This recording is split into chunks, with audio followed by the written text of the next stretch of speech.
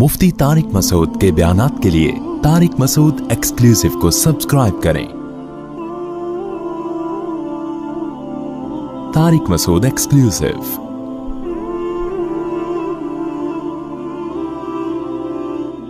तो पैसा दो, क्या करो? ये है ना, मेरा मकान बिक जाएगा, कोई मसला नहीं है, आपका मकान बिक जाएगा। ये मकान असल नहीं है, आपका मकान असल में वो कब्र है। जहां भी राहत इंदौरी ने शेर कहा था ना, 2 गज सही लेकिन मेरी मिल्कियत तो है। ए मौत तूने, क्या शेर है यार, ए मौत तूने मुझको जमींदार कर दिया। 2 गज सही लेकिन मेरी मिल्कियत तो है। ए मौत तूने मुझको जमींदार। जमींदार जब बनता है जब कब्र में जाता है, यहां से कोई नहीं निकालेगा। लेकिन कराची के कब्रिस्तानों में वो भी नहीं मिलती, आप वहां से निकालते हैं। 1 साल के बाद गोरकन कहता है थोड़ा साइड पकड़ ठीक है, दूसरा मुर्दा डालना है आप। आदमी कहता है यार यहां तो आराम से सोने दो। कराची में कब्रिस्तान भर चुके हैं, एक एक कब्र में 10-10 मुर्दे दफनाए जा रहे हैं। तो वो 2 गज का प्लॉट भी 10-10 मुर्दे उसमें शरीक होते हैं। अभी एक साहब आए कि वो हमारी वालदा का इंतकाल हुआ था, उसी कब्र में वालिद को हम दफना रहे हैं, जगह नहीं मिल रही। मैंने कहा अपनी जिम्मेदारी पे दफनाओ भाई। अब मुझे नहीं पता आपके अब्बा अम्मा के ताल्लुकात कैसे थे। हाँ, ऐसा ना हो कि हाँ सॉरी अब्बा का इंतकाल हुआ तो उसी में अम्मा को दफना रहे हैं। मैंने कहा ऐसा ना हो क़यामत के दिन अब्बा बोले यार यहाँ तो मुझे थोड़ा सा एंजॉय करने देते, लेकिन अगर अच्छे ताल्लुकात हैं फिर तो ठीक है। तो मैंने कहा दफना सकते हैं, इतना अरसा अगर गुजर गया, लेकिन बाकी आपके अब्बा अम्मा के ताल्लुकात कैसे थे ये अब्बा जाने, बोलो आप जाने। एहतियात इसी में है कि फासला रखा है। तो खैर, पैसों के मामले में इंसान का पता चलता है कि ये दिल से दुनिया की मोहब्बत इसके दिल में है या नहीं। पैसों पे दिल बड़ा करो, देना सीखो, ले लो यार, ले लो। मुसाफिर खाना है, मरेंगे। और अल्लाह का निजाम ऐसा है जो दुनिया को मुसाफिर खाना समझ के पैसा लुटाता है, दौलत आती भी उसी के पास है। रिस्क जो है ना ऐसे आता है, सींग मार के घुसता है, जैसे बैल ना, आवारा बैल जैसे टकरे मार मार के घुसता है ना लोगों के घरों में, ऐसे रिस्क घुसता है। लेकिन अल्लाह पहले आजमाते हैं कि तू मुझ पे एतमाद करता भी है कि नहीं करता। देना सीखो, किसी का हक अपनी जेब में मत रखो। और देखो माली मुआमलात में अल्लाह ने एक और हुक्म दिया है बहुत अहम। अच्छा, लोग ये भी देख रहे होते हैं फलां को जरूर, मैं अपना 2 करोड़ का मकान बेचूंगा तो फलां को जरूरत क्या है, वो तो इतना खाता पीता आदमी है। ओ भाईजान, जब किसी का पैसा आपके जिम्मे होता है तो आपने देना है उसको, वो चाहे जरदारी क्यों ना हो, ठीक है ना। उसको जरूरत है ये नहीं है शरीयत में, आपने देना है, विरासत देनी है। एक भाई करोड़पति, अभी एक वीडियो वायरल हुई थी, पता नहीं सही है गलत है, कि वो बहन विरासत मांग रही थी, उसको भाइयों ने कूटा। मुझे नहीं पता वो सही है, फेक भी होती हैं चीजें, या बाज दफा केस कुछ और होता है, बना कुछ और दिया जाता है। लेकिन बाज दफा ऐसा हकीकत में होता भी है। बहुत से इलाकों में बहन विरासत नहीं मांग सकती, उसे पता है मेरे नमाजी परहेजगार भाइयों को गुस्सा बोलो आ जाए, दिल बड़ा रखो, दो बगैर मांगे दो यार। रोड पे आ जाओ, खुदा की कसम किसी को हक दे के इंसान गरीब हो जाए, इसमें सुकून ज्यादा है। आदमी का यार एक पैसा किसी का मेरे जिम्मे नहीं, अल्लाह खिलाएगा, इसका अपना मजा है। और फिर अल्लाह ऐसा खिलाता है छप्पड़ फाड़ के। मैं अक्सर एक वाकया सुनाता हूं ना, पहले जमाने में तो दीनी मदारिस के पास वसाइल बहुत कम होते थे, तो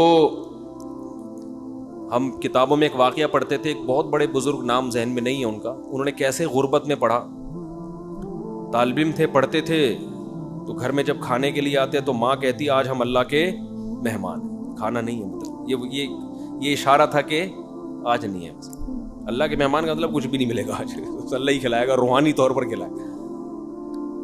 बच्चे भी बड़े नेक होते थे, चले जाते। एक दिन इसी तरह गए हैं, अम्मा कुछ खाने को है, उन्होंने कहा हाँ है, रोने लगे। उसने कहा अम्मा जब तू ये कहती थी ना आज हम अल्लाह के मेहमान हैं, इसमें ज्यादा मजा था।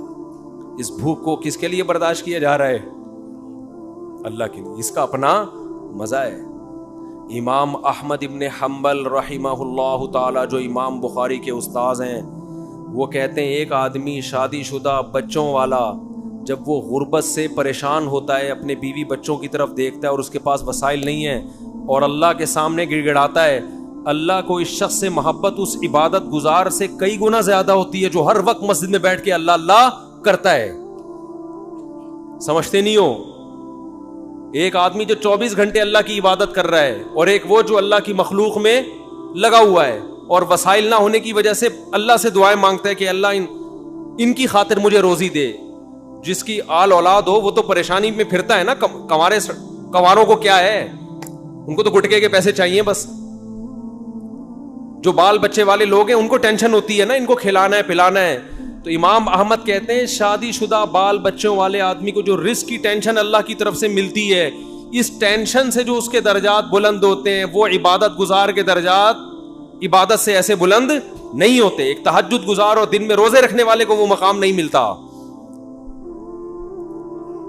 تو اللہ پہ اعتماد، اللہ پہ توکل، اللہ کے لیے ٹینشن اٹھانا یہ بہت بڑی عبادت ہے.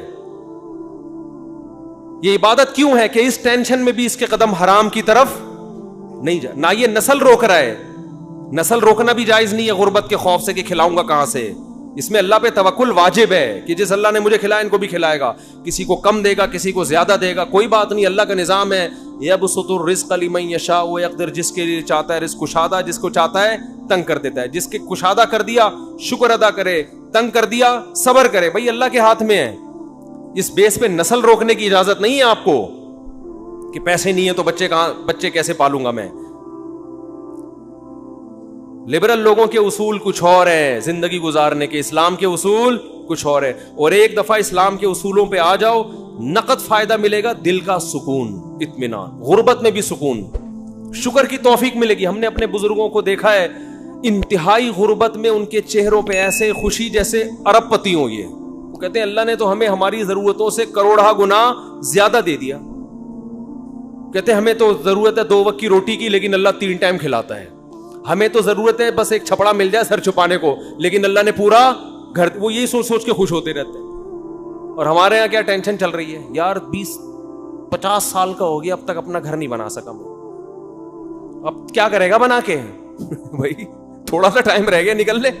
پتلی گلی آنے والی ہے، پتلی گلی آنے والی ہے جس سے فرشتے چوہے نکالیں گے. نکل 50 سال کے بعد کیا بنانا ہے یار. ہاں بچوں کے لیے آدمی کوئی پراپرٹی لے لیتا ہے، مر گیا. اگر اللہ نے بہت وسائل دی ہیں، چلو حدیث میں آتا ہے کہ ان کو ایسے لاوارث مت چھوڑ. اگر اللہ نے وسائل دیے نہیں دیے تو بولو یار ہم بھی تو کسی کے بچے تھے، جب ہم پل گئے تو یہ بھی پل جائیں گے. ٹینشن تو لینی نہیں ہے نا بھائی.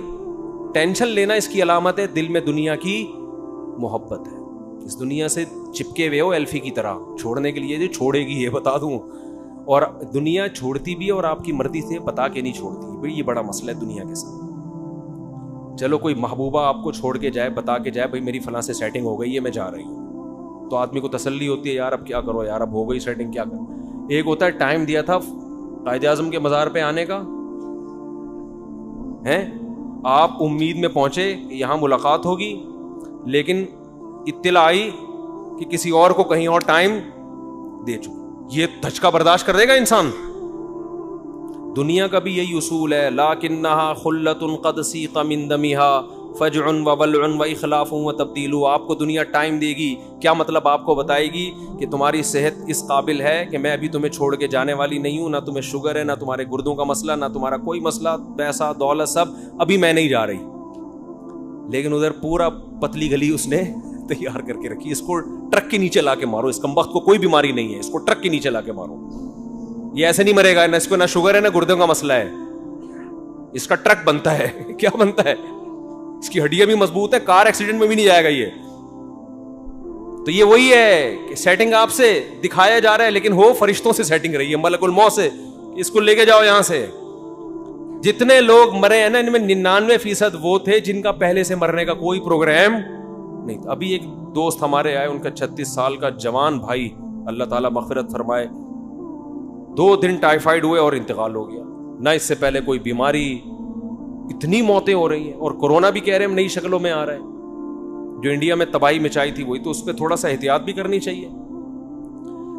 وہی بات ہے بھائی, کب تک چھپو گے پیڑوں کی آڑ میں, کبھی تو ملو گے لنڈا بازار میں. تو اللہ اور جو فرشتے ہیں نا, موت کا فرشتہ, وہ بھی ہم سے کہتا ہے بیٹا تو جتنے بھی جم کر لینا, جا کے ویڈیو, سوئمنگ, جم, گھوڑا سواری, شادیاں وادیاں, کب تک چھپے گا پیڑوں کی آڑ میں, کبھی تو ملے گا لنڈا بازار میں. طارق روڈ جیسی پینٹیں مل رہی ہوتی ہیں آدھے سے بھی کم ریٹ پر, تو بہت سے لوگ وہاں پہنچتے ہیں, اس پینٹ کو پہن کے کہتے ہیں کہ ہم نے کہاں سے خریدی ہے, طارق روڈ سے خریدی. لنڈا بازار ایک ایسی جگہ ہے جہاں ہر آدمی جاتا ہے, پکڑا جا سکتا ہے. تو ایسے ہی میرے بھائی, جتنا موت سے بھاگو گے, جتنی صحتیں بناؤ گے, جتنا کوشش کرو گے زندہ رہنے کی, مرے گا. اور کیسے مرے گا کوئی پتہ نہیں ہے. بیٹھے بیٹھے ہمارے ایک جاننے والے کھانا کھایا ادھر ہی گر گئے, کوئی ہارٹ کا پہلے پرابلم نہیں. اتنی موتیں تو ہم نے اپنی زندگی میں دیکھ لی ہیں, لیکن افسوس اس پر ہے کہ ہمیں پھر بھی عبرت حاصل نہیں ہوتی.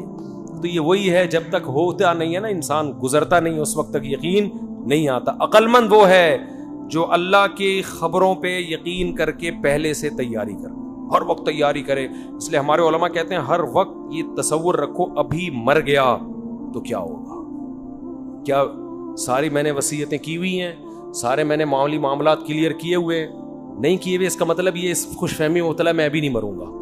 تو جب مرے گا نا تو اس وقت بھی یہی خوش فہمی ہوگی کہ ابھی میں مروں گا نہیں. اچانک مرتے ہیں لوگ, اور جو تیار نہیں ہے وہ کینسر میں بھی ان کو یقین نہیں ہوتا کہ میں مروں.